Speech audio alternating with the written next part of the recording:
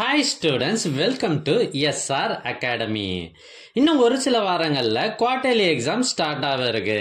இந்த நிலைமையில உங்களுக்கு ஒரு முக்கியமான கொஷின் பேப்பர் கொண்டு வந்திருக்கேன். இது என்னன்னா, ஏற்கனவே ஒரு மாவட்டத்தில் நடைபெற்ற original question paper, quarterly exam original question paper. இதில் இருக்கிறது எல்லாமே ரொம்ப ரொம்ப முக்கியமான கொஷின்ஸ். அதனால வீடியோவை கடைசி வரை ஸ்கிப் பண்ணாமல் பாருங்க.